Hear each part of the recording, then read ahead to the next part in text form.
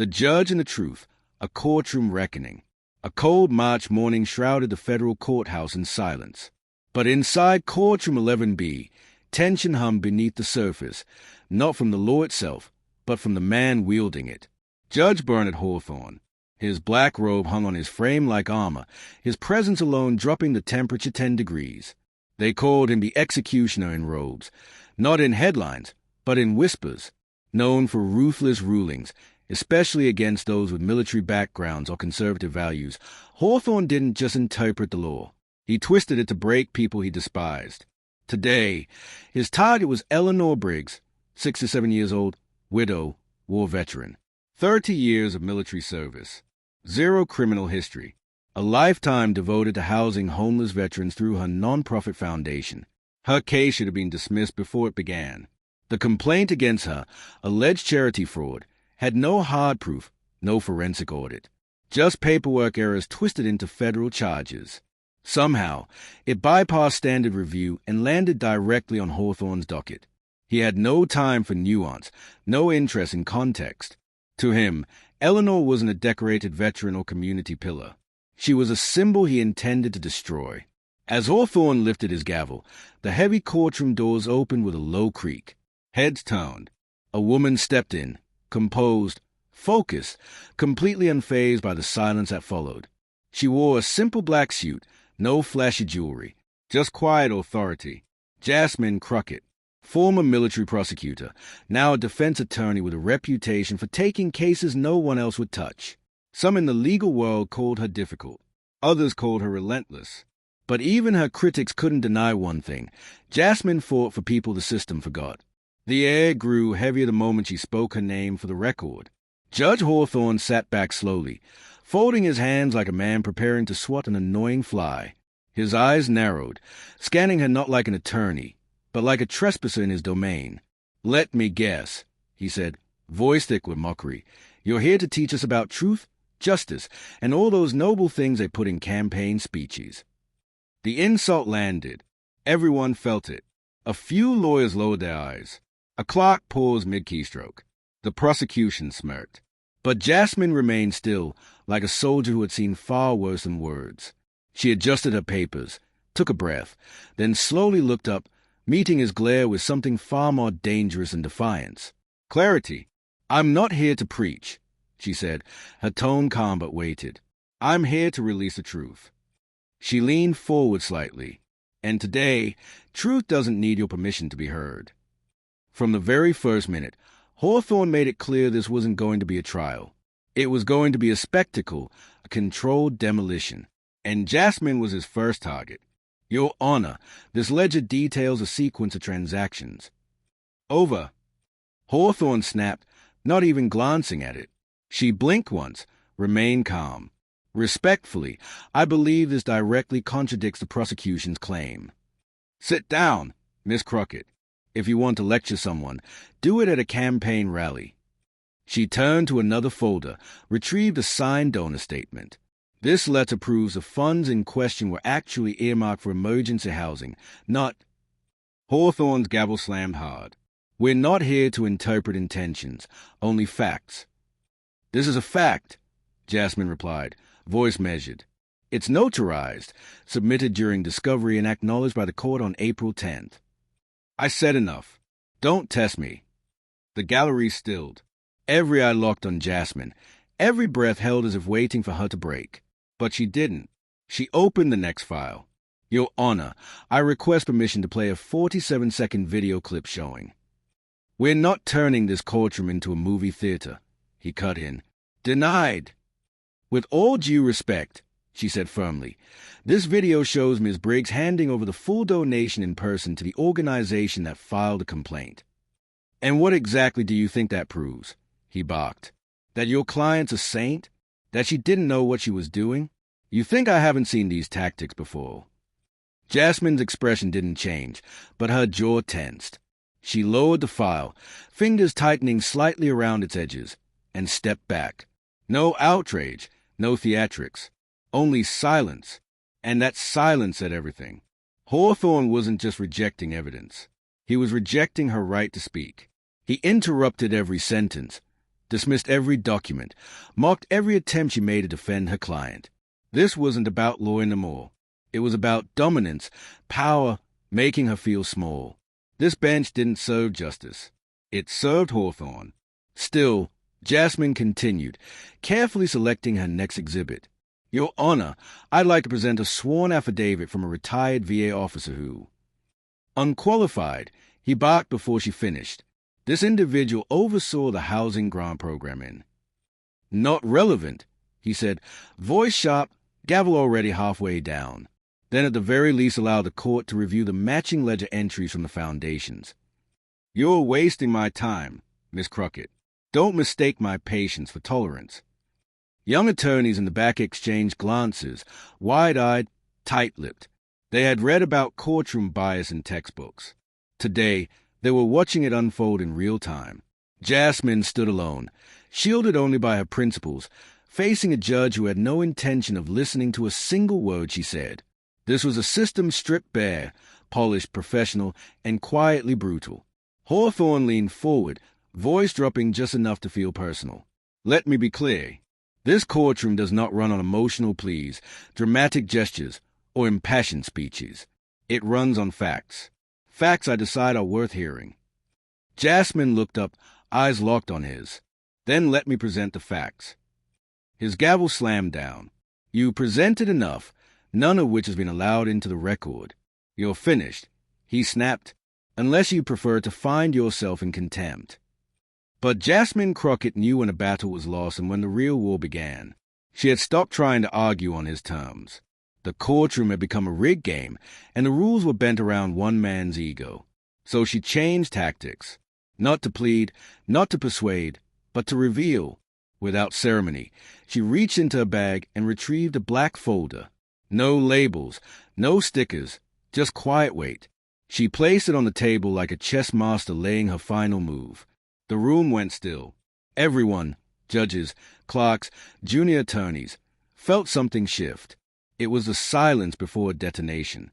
Your Honor, she said, voice cool as steel, I have additional material to present. It pertains directly to the credibility of this courtroom. Hawthorne didn't even look up. We've already addressed credibility, Miss Crockett. Jasmine opened the folder slowly. Not quite. She pulled out the first photo and walked to the center of the courtroom, raising it chest-high for all to see, a grainy high-angle security image. The judge, unmistakable in profile, standing in a dimly lit garage. Facing him, a man in a dark coat, sunglasses despite the hour. Between them, mid-motion, a white envelope. The timestamp, 9:46 p.m., March 14th. This was taken 4 days after the Briggs investigation began. That man in the glasses is Charles Henley, founder of a political action committee directly linked to 3 cases dismissed in your court. Hawthorne's face didn't move, but something in his eyes twitched. Jasmine turned the page and presented another print, a bank statement. Clean, highlighted. This shows a $25,000 transfer into an account ending in 7224, registered under a shell entity called HLJ Consulting. The transfer came 36 hours after that meeting in the garage. The tension in the room rose. Chairs stopped shifting. Pens stopped moving. The stenographer's fingers froze above the keys. And that entity, HLJ, Your Honor, has one signatory, Bernard T. Hawthorne. A long pause. The judge's knuckles whitened on the edge of his bench. Jasmine removed a third document, a printed email, court property, internal routing code intact. And that is a message sent from your court-issued email account to your clerk dated 2 days after that transaction. It reads, move all case materials regarding Eleanor Briggs to the restricted archive. No external access without my sign-off. A collective breath was sucked in from the room. The clerk seated beside the bench turned pale. Hawthorne's eyes narrowed. Where did you get that? Jasmine didn't answer right away. She just laid the printed email flat on the bench beside the photo and bank record. Then she looked up. Your Honor, I'm curious. Are you afraid of these images? Or is it just the truth inside them that scares you? The moment she finished speaking, the courtroom didn't just fall silent. It froze. The kind of silence that signals a point of no return. The evidence lay before the judge like shards of a shattered mirror, each reflecting back a truth he could no longer deny. His breathing changed, shallow, quick. His face, usually pale and still, began to flush, turning red from the collar up. Then it cracked. "You are out of line." Hawthorne's voice exploded like a gunshot. He shot up from his chair, the judge's bench rattling. "You are insulting this court," he bellowed, finger stabbing the air toward Jasmine. His eyes were wild now, unfocused. "You're grandstanding. You're pushing your agenda in my courtroom." But Jasmine didn't move. Her hands stayed at her sides, her eyes fixed on him, calm, steady. He slammed the gavel once, hard, then again. "You will be held in contempt. You are attempting to derail this process, and I will not allow it." Still, no one moved. Not the bailiff, not the prosecutor, not the clerk. The shock in the room had shifted, no longer directed at Jasmine, but at the man behind the bench unraveling before them. Sweat gathered at Hawthorne's temple. His voice cracked under its own weight. "Bailiff," he screamed, "remove her from this courtroom right now. She's undermining federal authority." Jasmine's voice cut through the chaos like a blade. "By presenting evidence," she asked calmly, not a hint of fear in her tone, "or by telling the truth you've spent years hiding?" The judge slammed the gavel again with such force that the base cracked. "This is my courtroom. You don't get to come in here and accuse a sitting federal judge without consequence." His voice was hoarse now, raw. His robe hung off one shoulder, disheveled. "You're not angry because I lied," Jasmine said, eyes locked on his. "You're angry because I didn't." The gallery remained frozen, watching a man who had ruled from the bench for decades disintegrate in real time. What had once been power was now panic. What had once been control was now collapse. And Jasmine, unmoved, stood in the eye of that storm. From her briefcase, she pulled out a compact black digital recorder, held it up for the court to see, then set it gently on the evidence table. The motion was quiet, but it hit harder than any shouted objection. If the court is ready to hear something that wasn't buried, shredded, or sealed, Jasmine said clearly, "I'd like to enter this audio recording into the record." Before Hawthorne could stop her, she pressed play. The room filled with the cold, unmistakable voice of Judge Berner Hawthorne. "I don't care how full the file is. Just move it. Anything that isn't strictly procedural, get rid of it. Defense is going to throw everything they have. I'm not wasting this court's time on emotion and fluff. If you can't filter it, shred it." The last word, shred, hung in the air like the snap of a guillotine. At the judge's right, the courtroom clerk's posture shifted. Her spine stiffened. Her eyes widened. She froze, hands hovering above her notepad. All eyes turned to her. She didn't look up at first. Then she did. Her face drained the color. Jasmine took a step forward but didn't speak. She let the silence hold. She let the pressure build. The young woman stood slowly, her voice barely above a whisper. It's true." Her lips trembled. "I didn't want to. I didn't even understand what I was being asked to do at first." Her voice cracked. She turned toward Hawthorne but couldn't hold his gaze. "He told me it was routine. He said the court couldn't waste time reviewing irrelevant documents." She paused, swallowing hard. "He said if I didn't clean it up quietly, I'd be replaced." Her voice caught. "He said I'd lose my job." There was no sound in the courtroom but her breathing, ragged and fast. She collapsed back into her seat, sobbing quietly, face buried in her hands. The moment was devastating and real. It wasn't a performance. It wasn't strategy. It was a raw cost of silence finally finding its voice. Jasmine turned slightly, eyes still fixed on the judge. She didn't speak. She didn't need to. But Hawthorne wasn't finished. Men like him never surrendered cleanly. He stood slowly, eyes red with fury, mouth tight. "This is absurd," he growled, his voice strained. "That recording is inadmissible. It was entered without judicial approval and lacks any verified chain of custody. There's no authentication, no timestamp, no verified source. For all this court knows, it could be AI-generated nonsense." His words hit the room like wet paper. "Weak, outdated, desperate. We will strike it from the record," he snapped. This is a fraud case, not an inquisition into judicial conduct. This court will not be turned into a theater for political vengeance. His hands gripped the bench tighter, knuckles white. He opened his mouth again but found no one listening, not even his own staff. Judge Hawthorne was frozen, standing behind a bench like a man who just realized the ground beneath him wasn't solid. It never had been. Then it happened. The rear courtroom doors opened. The sound was quiet but final, metal hinges groaning under the weight of inevitability. 4 FBI agents entered, dressed in dark suits, badges already visible. They didn't rush. They didn't shout. They didn't need to. Their presence alone shifted the energy like a cold wind through a sealed chamber.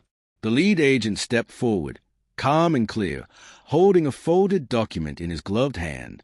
"Judge Bernard Hawthorne," he said, his voice measured in absolute. "You are under arrest for obstruction of justice, destruction of evidence, bribery, and abuse of judicial authority." A collective breath was held across the room. Some jaws dropped. A few people gasped softly. Even the prosecution, who had stood silently behind Hawthorne's games all morning, took a visible step back. The judge didn't speak at first. He blinked twice. His hand dropped instinctively to the gavel, but he didn't lift it. It was just wood now. "What? What the hell is this?" he muttered, voice cracking. "This is my courtroom. You don't have a right." The agents didn't flinch. They stepped forward in unison. That's when Hawthorne broke. "You don't get to do this," he shouted, stepping back from the bench, voice rising into panic. "I am the law. I am the law." His hands flailed. He turned toward the bailiff like he expected to be protected. But the bailiff stood still, neutral, eyes down. 2 agents circled behind him. The other 2 waited at the base of the bench. "This is a setup. You're being manipulated by her." He jabbed a trembling finger toward Jasmine. "She's spinning lies, political lies. You people don't understand who I am." One of the agents calmly pulled out the cuffs. The metal glinted under the courtroom lights, and Jasmine stepped forward. She didn't rush. She didn't gloat. She simply walked toward him, the room parting slightly in her path. Her heels echoed across the marble floor, sharp and deliberate. When she reached the bench, she looked up, calm, composed, eyes locked on the man who had tried all day to humiliate her, to crush her, to erase the truth. "You're not the law," she said quietly. But her words carried more weight than his shouting ever had. "You were given the privilege to serve it, and you betrayed that." Hawthorne tried to respond, but nothing came out. The sound of cuffs closing echoed louder than any gavel. His robe, once pristine and commanding, now hung awkwardly around his shoulders like a costume from a play that was over. As he was led down the steps, the courtroom turned to watch. Some looked stunned, others relieved, but no one spoke. The man who once controlled every breath in this room was now just another criminal being escorted past the very people he used to silence. And Jasmine, still standing, still composed, watched him go, her expression unreadable, but her presence unmistakable. For the first time all day, justice wasn't just being talked about. It was being carried out. From the side door near the bench, a secondary judge stepped forward. His voice was steady, untouched by ego or theatrics. He reviewed the evidence Jasmine had placed into the record, asked no questions, needed no explanations. "All charges against Eleanor Briggs," he said, "are hereby dismissed with prejudice."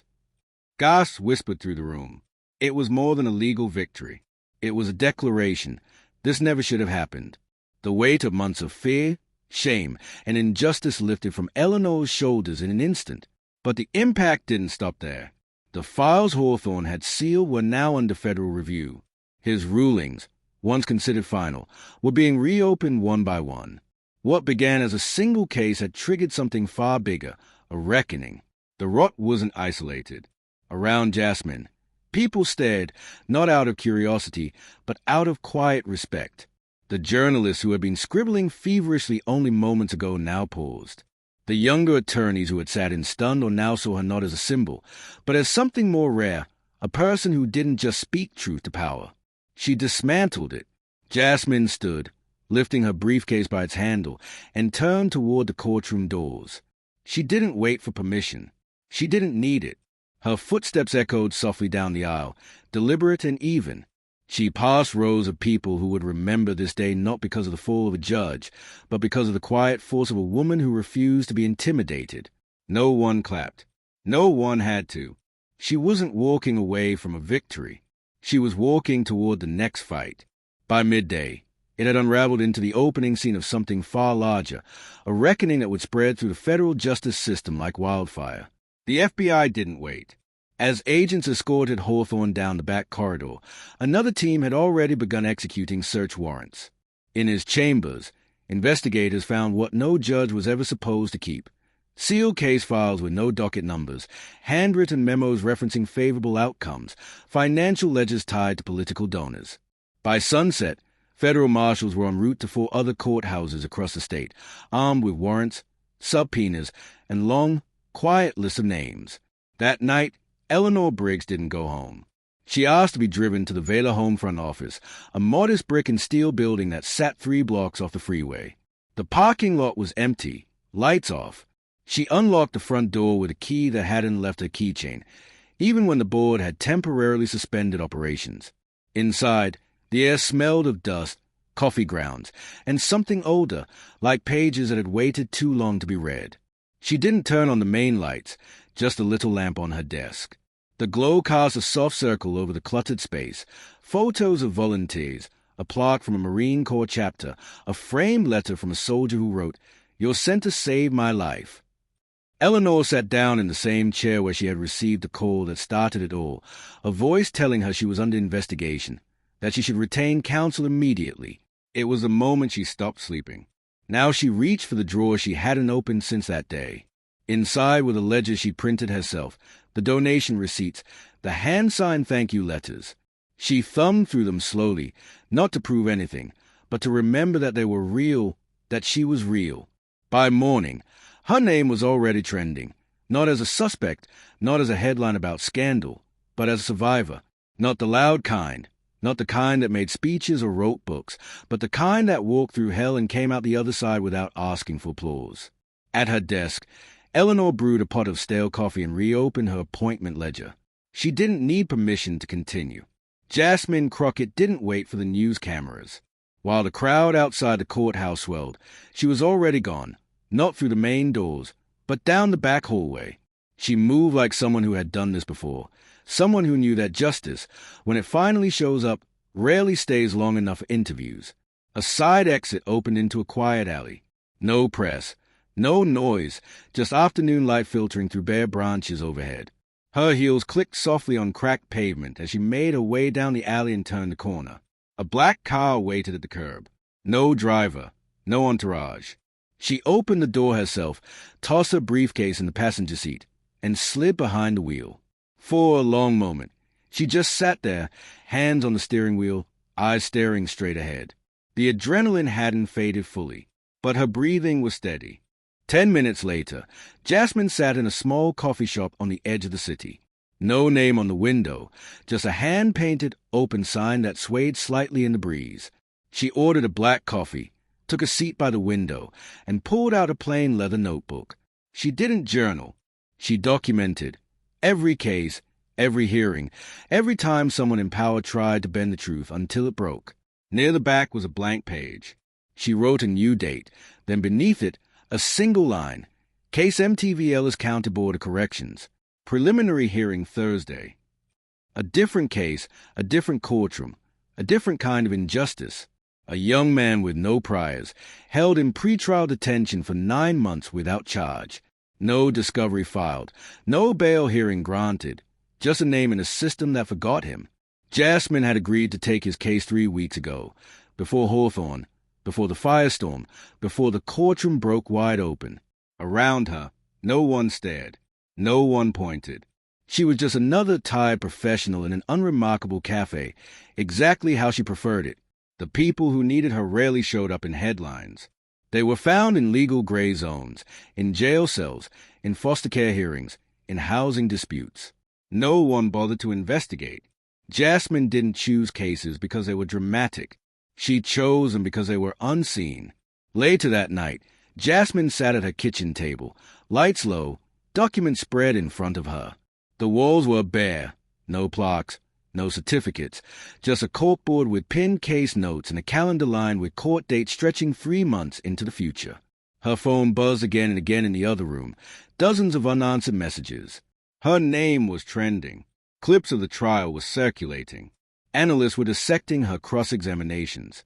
Students were quoting her final exchange with Hawthorne. They called it brave. They called it brilliant. But they didn't know the cost. They hadn't seen her review death threats after defending the wrong kind of client. They hadn't seen her car vandalized during a high-profile civil rights case. They hadn't seen the courtrooms where she wasn't allowed to finish a sentence before being shut down. Today had been loud, but most days weren't. Most days were quiet, lonely, frustrating. And still she showed up, not because she thought she could change the whole system in one lifetime, but because no one else would fight for the people inside it if she didn't. Somewhere around midnight, she finally stood.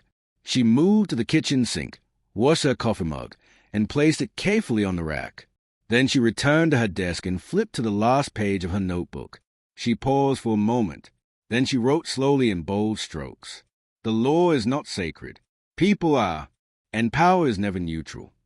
She closed the notebook, walked to the window, looked out at a sleeping city full of broken systems, closed doors, and silent courtrooms.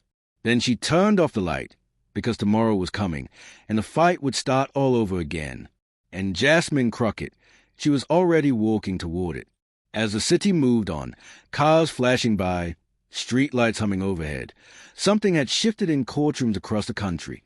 The lesson wasn't just legal. It was human, because this story wasn't just about one corrupt judge. It was about how injustice operates when it's allowed to settle quietly into power, disguised as process, buried beneath titles, camouflaged by respectability. Bernard Hawthorne didn't scream his corruption. He whispered it behind closed doors. He didn't burn the law. He bent it. The lesson Jasmine left behind wasn't written into any verdict or official report.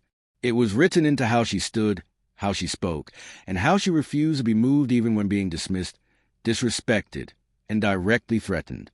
Because the law, as written, is only as strong as the people willing to uphold it when no one is watching, and to defend it when someone powerful is trying to twist it for their own gain. In that courtroom, Jasmine was outnumbered. She didn't have the gavel. She didn't have the bench. She didn't even have the room. But what she did have was something far harder to shake, a clear conscience, evidence the system tried to erase, and moral clarity that doesn't beg for approval. It demands accountability. True justice isn't just about proving someone innocent. It's about restoring truth to people who were told their truth didn't matter. What's most haunting is how easily Eleanor's case could have gone the other way. Had Jasmine not taken the case, had the clock not broken down, had one piece of audio not survived deletion, Eleanor would have been another name on a file stamped guilty, stripped of everything she built. That's the real danger. Not that injustice happens, but that it happens quietly, that those in power are often protected by how intimidating their titles sound, and that good people suffer in silence because the system is designed to make them feel like speaking up is useless. But it isn't. That's the lesson. Because when Jasmine stood up that day, alone, outmatched, and utterly unafraid, she showed us something bigger than law books and court transcripts. She showed us that power isn't what you wear. It's what you're willing to risk. That courage doesn't need an audience. It just needs a reason.